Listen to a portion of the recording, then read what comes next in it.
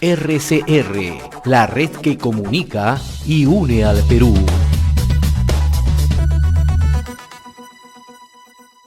Vamos a tomar contacto a esta hora con Jennifer Pérez Pinillos, que es la sugerenta de la sugerencia del Observatorio Anticorrupción de la Contraloría General de la República. Tenga usted buenos días, gracias por atender esta comunicación, muy amable. José, buenos días.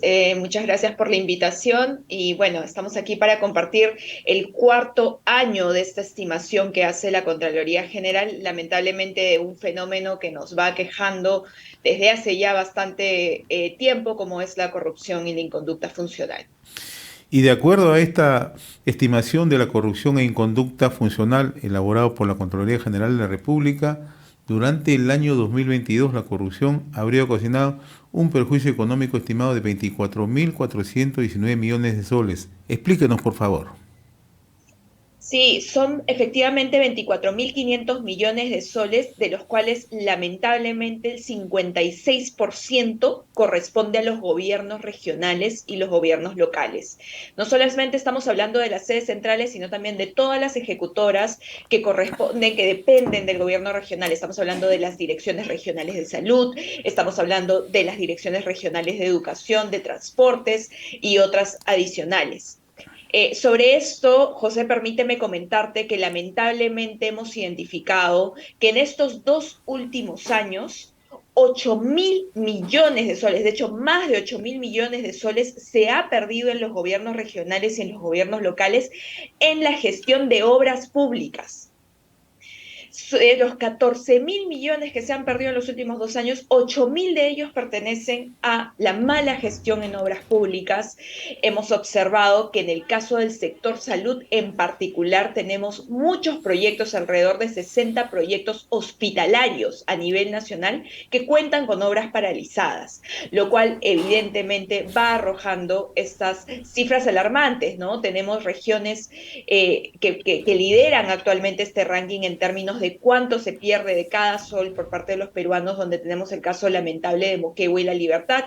La Libertad, que recordemos además, es una región que pues ha sido bastante afectada también por las lluvias este año, ¿no? Ahora, esta estimación que ustedes señalan, y yo quiero detenerme al tema de los gobiernos locales o los gobiernos subnacionales, como se les conoce, ¿obedece a qué? ¿Cuál es el tema central? ¿Cuál es el principal factor que ocasiona toda esta situación? Y tal como ustedes dicen, si este dinero no se hubiera perdido, podríamos haber eliminado la pobreza. Lastimosamente estamos en un escenario totalmente complejo, ¿no? Correcto, sí, totalmente de acuerdo. Y en el caso de los gobiernos subnacionales, fíjate que, como te comentaba, es en la gestión de las obras públicas donde se producen las mayores pérdidas. Particularmente observamos irregularidades en el proceso de ejecución contractual, porque lamentablemente desde la Contraloría se han venido advirtiendo de manera oportuna diversas irregularidades en los procesos, digamos, de liquidación que se realiza cada mes en la gestión de las obras, para que no se pague por partidas que realmente no ha ejecutado el proveedor. Sin embargo, no se aplican las penalidades, no se termina pagando por parte de obras y partidas que no han sido realmente ejecutadas, y eso es lo que contribuye a su perjuicio al Estado, porque finalmente el dinero se gastó, pero la obra no llegó a la ciudadanía en la calidad o en toda la dimensión en la que tenía que haber llegado a la ciudadanía. Ese es un primer aspecto. El otro aspecto que hemos observado, que también lo hemos observado en el caso de las entidades del Poder Ejecutivo, es la designación de funcionarios. Observamos varios actos irregulares y de incompatibilidad, sobre todo en las contrataciones que se producen de personal por cualquier modalidad, por régimen laboral, pero también por regímenes de contratación, que lamentablemente pues no están cumpliendo con la normativa, más aún que ahora contamos con una ley que exige ciertos requisitos para la designación de funcionarios a nivel nacional, ¿no? En todos los niveles de gobierno. Ahora, yo estaba revisando justamente la información que ustedes nos han alcanzado, ¿no? Y hay datos que son bastante relevantes, ¿no? Incluso hay un ranking absoluto del perjuicio económico por territorio, ¿no? Y que Sí, encabeza correcto. el Cusco, ¿no? Pero este es muy preocupante, ¿no? En zonas donde hay pobreza y pobreza extrema ocurren estos hechos, ¿no? Explícanos, por favor, para que quienes nos están escuchando en varios puntos del territorio nacional entiendan cuáles son las regiones que encabezan y por qué ocurre esto. Tenemos justamente, son 6 departamentos los que encabezan este ranking en términos de monto, entre ellos justamente el caso de Cusco, pero tenemos también a Ancash, a La Libertad, a Arequipa, Cajamarca, que lamentablemente cada uno de estos departamentos supera los 1.000 millones de pérdidas. Y esto en buena parte está considerado por las pérdidas que acumula el gobierno regional en cada uno de estos departamentos. El caso del Cusco que usted menciona es particular porque nosotros venimos observando en este cuarto año un deterioro en el caso de este departamento a lo largo de los 4 años. De hecho, desde el 2019 hasta el día de hoy, cada año ha tenido un incremento de alrededor del 13%, lo cual es bastante alto porque ha significado en general para los departamentos del sur un incremento sustancial, significativo, lo cual evidentemente va sintiendo la población termina generando un malestar. Eh, en el caso de Cusco, las entidades que estarían contribuyendo a esto son sobre todo algunos proyectos que se generan para la ejecución de obras públicas. Caso del Plan Copesco, por ejemplo, donde hemos observado que es una entidad que pues ha acumulado varias irregularidades comunicadas en las auditorías y en los servicios de control que comunica la Contraloría. Eso es bastante alarmante. También tenemos municipalidades provinciales Ah, que lamentablemente están liderando el ranking para el caso del departamento del Cusco, ¿no? Y ahora, similar situación encontramos en otros departamentos donde sí, yo también quería detenerme no. un poquito en el tema de Cajamarca que nos están escribiendo justamente acá de las redes sociales, la están escuchando con mucha atención. Cajamarca pierde 1.042 millones de soles. ¿Por qué ocurre? Cajamarca, además, el último indicador del Instituto Nacional de Estadística e Informática, INEI, tiene el mayor índice de pobreza y pobreza extrema en nuestro país y pierde 1.042 millones de soles. ¿Qué ocurre allí? Correcto. En el caso de Cajamarca hemos observado sobre todo en particular pérdidas en la gestión de las contrataciones. O sea, estamos hablando de la compra de medicamentos, estamos hablando de la compra de insumos para el mantenimiento de instituciones educativas, estamos hablando también en el caso de la gestión de obras públicas, el mantenimiento de vías, etcétera, donde lamentablemente también la Contraloría, porque recordemos que esta estimación, José, se realiza producto de los perjuicios económicos que identifica la Contraloría en los servicios de control. O sea, es decir, ese gasto que realmente no se tradujo en un bien o en un servicio para la población, sino que más bien terminó beneficiando en algunos casos de manera indebida a diversos funcionarios, proveedores, etcétera, ¿no?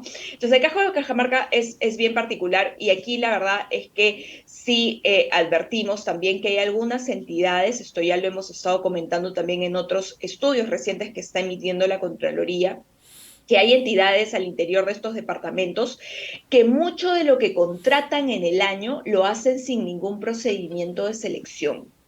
¿Por qué? Porque se aprovecha de la exoneración que actualmente establece la ley de contrataciones del Estado para contratar con procesos de elección por montos pequeños, pero que en el acumulado del año terminan haciendo un gran monto que se realiza sin las medidas adecuadas para asegurarse que se elija al mejor postor. Entonces, eso en acumulado lo que termina, como bien señalabas, generando pues un malestar, una mala percepción de la ciudadanía hacia este tema. Y en el tema de la pobreza es tal cual, ¿no? Con los últimos resultados del INEI nosotros estimamos que alrededor de 11.500 millones de soles se requerirían cada año para poder aliviar la pobreza. Fíjate que con el dato de los 24.500 millones ya hubiéramos podido aliviar la pobreza por lo menos en 2 años. Y otra información que ustedes brindan es que están considerando a las 10 entidades top en el ranking de perjuicio e incidencia. Sería interesante conocer qué entidades del Estado están inmersas en esta situación más que preocupante. Bueno, tenemos este ranking justamente de entidades que contribuyen a este mal, lo hemos identificado en todos los niveles de gobierno. En el caso del Gobierno Nacional del Poder Ejecutivo, lamentablemente volvemos a encontrar a Cenares, a la ATU, al Ministerio de Transportes. También por primera vez, porque no estuvo así en el ranking interior, es el PRONIS, que como bien sabemos maneja varios de los proyectos de obras públicas en materia hospitalaria, que lamentablemente, como habíamos mencionado, pues hay varias decenas de ellos con obras paralizadas. En el caso de los gobiernos regionales y locales, tenemos a la Municipalidad Metropolitana de Lima, recordemos que se ha medido hasta la gestión del año 2022. Tenemos también así la Municipalidad Provincial de Paucartambo, que lamentablemente está en el top 10 de las entidades locales que estarían aportando con mayor perjuicio económico a esta estimación.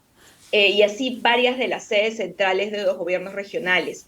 UGELES también en materia educativa y direcciones regionales de educación lamentablemente son las que han estado pues liderando el ranking del año 2022. Pero además los datos que ustedes señalan son bastante relevantes, ¿no? Si nos detenemos a mirar qué instituciones son, Cenares es el Centro Nacional de Abastecimiento de Recursos Estratégicos de Salud, la que estuvo en primera fila en el tema de la pandemia. Y en estos momentos también. PRONIS es una institución que se encarga precisamente de la construcción de centros hospitalarios, ¿no?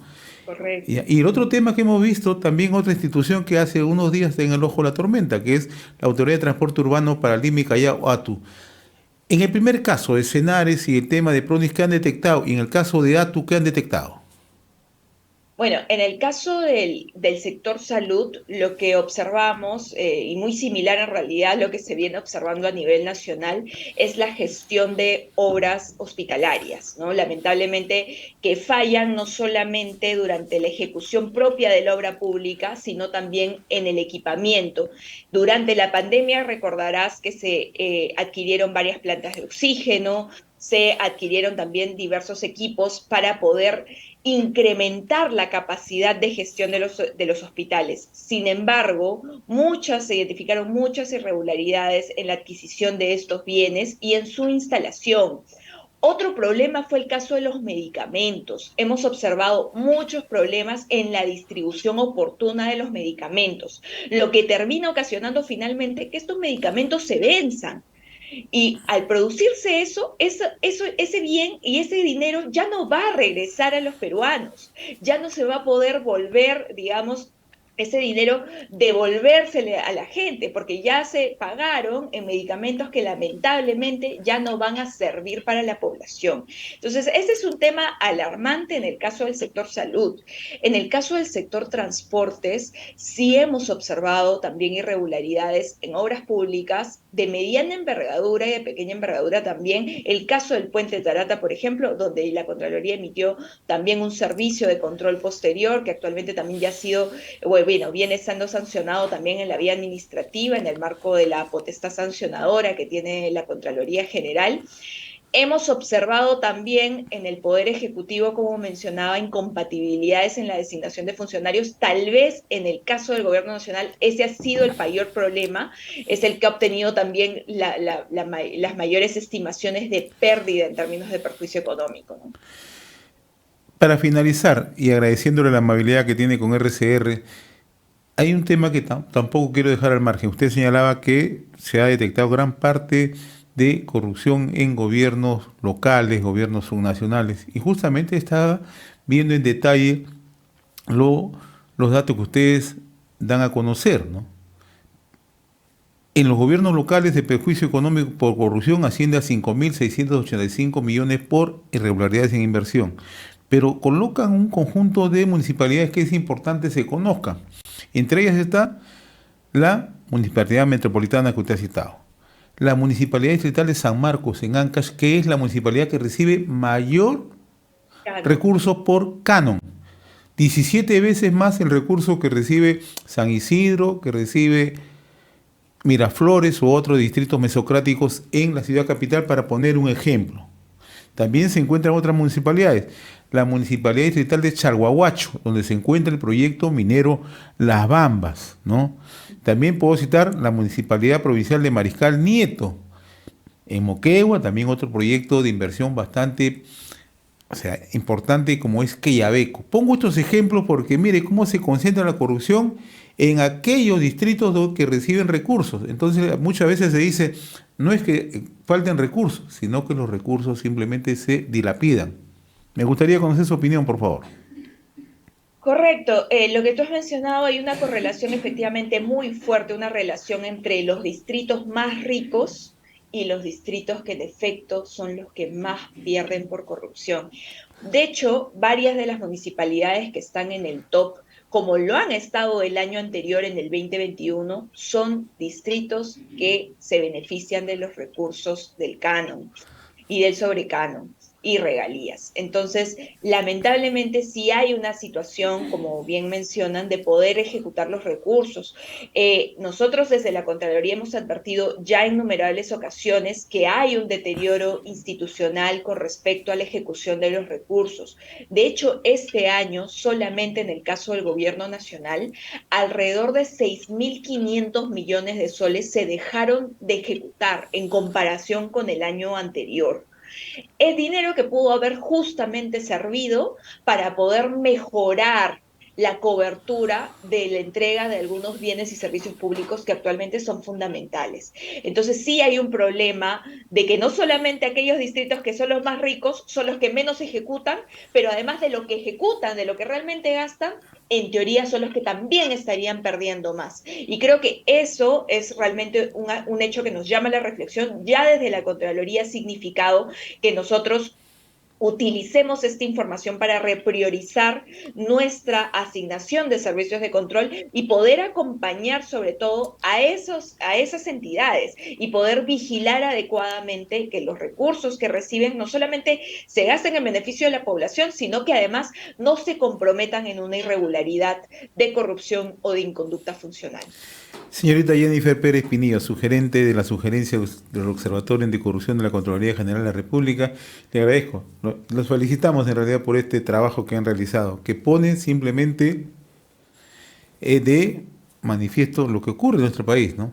El alto nivel de corrupción que tenemos en estos momentos y cómo esto ocasiona perjuicios a la ciudadanía en general. Un gusto conversar con usted, muy amable.